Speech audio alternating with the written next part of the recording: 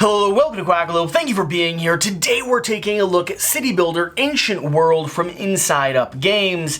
This is going to be a weird take on tile-laying puzzles, where you have a bit of take that or a bit of player interaction in the mix. Now, West Todd is actually his name, I know.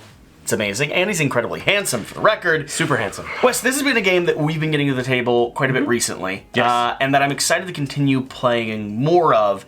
The object here is to build out a ancient Roman, or I mean, it's not just Roman; it's Roman, Grecan style city. Yeah. Adding various different monuments that score you in a whole collection of different ways, and make your city beautiful. Absolutely. But also, the core feature here is going to be the combination of tile laying mixed with these player boards. I think that's what makes this game very special, is that you, to fill out the different buildings on your actual tiles that you've placed, you need to be able to pull buildings from these two pieces here. So this is one tile board, this is the second one, and you're only allowed to grab from your side of the tile board. What makes this very unique is that once you get to a place where there's only one building that's separating you and the other side, neither one of you can take any more buildings at that point, so you're kind of stuck. And so in a two-player game, it's sort of a head-to-head matchup, right? I'm taking from both columns on my side of the row, depending on what I have the colors in order to match up with. But in a larger, like 3 or 4 player game, you actually find you're still grabbing from two, but everyone else is also grabbing from their two, and you might drive the middle column the whole way down to where, like, you literally can't build anything. And that's really terrible. And the other thing is these are actually randomized, so that there's not a specific set to them. You might have 2 or 3 in the exact same piece. The only part that is the same is the purple always goes in the middle, because that's the most expensive one, and it's the best color, the color of royalty. Now, you're going to score points based off of some specific map tiles and what buildings you're actually, how far down the rows you're actually able to accomplish. Correct. And that'll kind of be built into the core nature of the game, which we'll talk about in a second. But if you're into tile-laying games, I do think that this degree of player interaction, this little bit of the puzzle of like where and how do I push the line or screw someone else, adds a unique element into kind of the play experience here. And you're constantly diving through these particular tiles, because after you place one, you can either discard one or discard both and draw new tiles. So you're constantly shifting the inventory of tiles that you have. So let's talk about the flow of the game. Do you want to give an overview of kind of how the game's structured and what a turn looks like? Yeah, basically you have 3 tiles that are in front of you, and you can place them on your board. They do have to match with the actual walls, so you can't cut something off unnecessarily.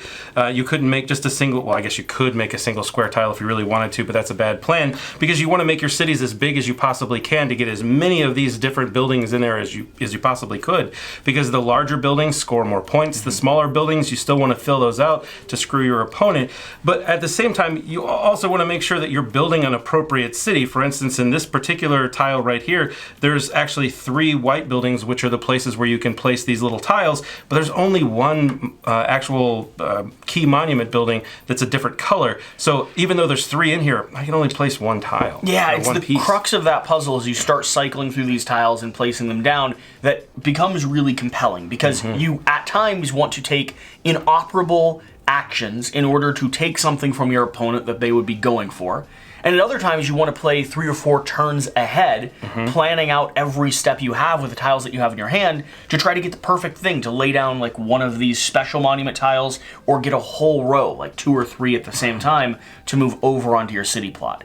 And the cool thing is, when you actually go to start placing buildings, you could grab from one or the other, meaning I could like pop over and back and forth if I'm able to do an entire combination by like that perfect tile placement. So on my turn, I'm going to have a hand of tiles. I'm going to go ahead and place those tiles down. You're going to place 1 tile down, yes. And then you get to discard 1 tile or 2 tiles, and then draw up to 3 again, so that way you're getting ready for your next hand. And then the next person gets to take their turn and do exactly the same thing. It's an incredibly simple system with tons of depth and uniqueness, because each game you play is going to be different based on the tiles that you draw. Now, one of the things I personally like the most are these monuments. And you can see some of the artwork that I laid out up top here, and I'll probably have some B-roll or something along the lines, but each one of these are going to add different conditions to the game. And they also have different build conditions on the side.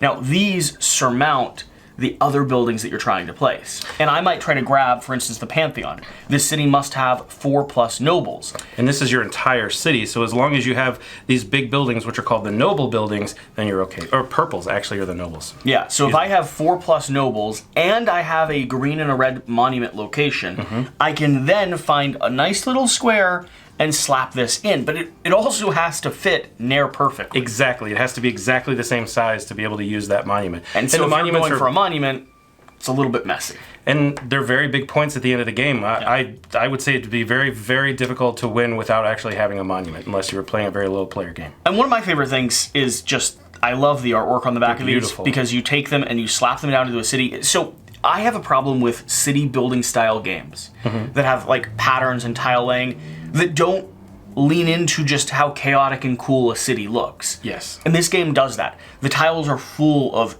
insane amount of detail, other little weird quirky things like Easter eggs and stuff that pop up, and then the artwork on all of these tiles for me just adds so much flavor to this world that I've built out. Yeah.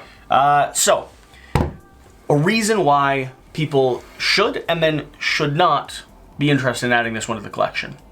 I think the replayability on this and the accessibility is actually quite high. It's a very fun game. It plays relatively quickly, but it's a pretty good thinky game. So it's a nice medium in that genre. It's not too overwhelming, and it's not very, very simple. It's meaty while being easy to teach, and it's quick, which I think makes a huge difference in getting it to the table. For myself, one of the reasons why I think you should be compelled by this is I think it fits really nicely into a shelf that has a lot of tile-laying games, and I don't think it does anything that competes with the other tile-laying games I have in my collection. No. This is a genre that I enjoy quite a lot, and at head-to-head, it becomes this kind of competition to see when and where people are going to push the line. Yep. At higher player counts, you kind of have this Castle of Burgundy style consequence to what you're doing. So instead of getting benefits from the people that are building the adjacent structures, you're kind of watching them to see how they're going to be rushing your line. And I really like that interplay. I also think it's beautiful, accessible, thematic, but that's all kind of secondary to that main overriding thing. I think player count is also a big win too, because you can really play easily all the way up to 4 players, and it doesn't sacrifice anything. Stuff that might be concerning, stuff that might make people want to pause and give this a closer look or check out some gameplay videos before they actually dive in. Trying to think through. I will say that setup is a bit intense. It takes a little bit longer than maybe I would like, and that's mostly because I have fat fingers. I'm right there with you. And getting these little pieces onto this board is a little frustrating. It's not actually terrible. No. It's just kind of annoying. It's kind of annoying. Same thing with cleanup. You got to resort and reorganize the tiles and kind of get them all stuck back in. There's a nice insert. The box does a really great job of putting it together. I don't know that it helps the fact that you're just playing with a ton of different modular pieces, right? Right. I do think I like higher player counts more than I like lower player counts. I haven't tried the solo mode on this, though. I have not either. Yeah, it could be very interesting. But just myself personally, so far, my best experiences have been with more people rather than less. I do think 3 and 4 is probably the sweet spot, but it does play well with 2. Yeah, and then I guess touching into your area of replayability, this is going to be the same game every time you get it down to the table, which I suppose most games are, and it's kind of a weird criticism nowadays to be like, the game is the same every time, but there isn't weird asymmetric player powers or anything like that. And so if you're a game group that grows tired of a game quickly, after you get it down to the table like a dozen times, maybe take a pause. Maybe check to see if this is one that your game group's going to fall in love with, or if it's going to be one that hits the recess shelf. That being said, if you're a family that loves knowing a game and retabling a game, like we grew up with Catan, this kind of fits into that pocket. Yeah, I see what you're saying about the replayability on that side.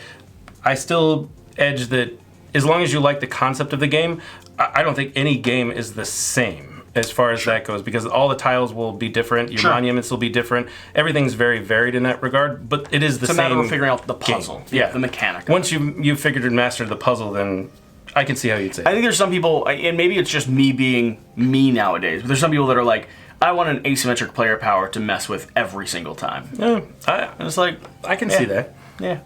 But it's not like each scenario is exactly that. Well, I don't know. So I understand where you're coming with it.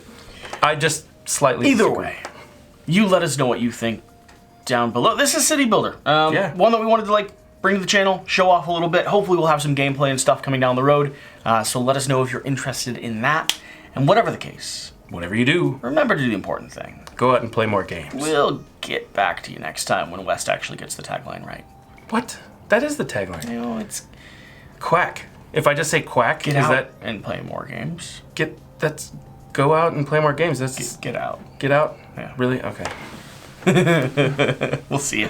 Bye. See you later.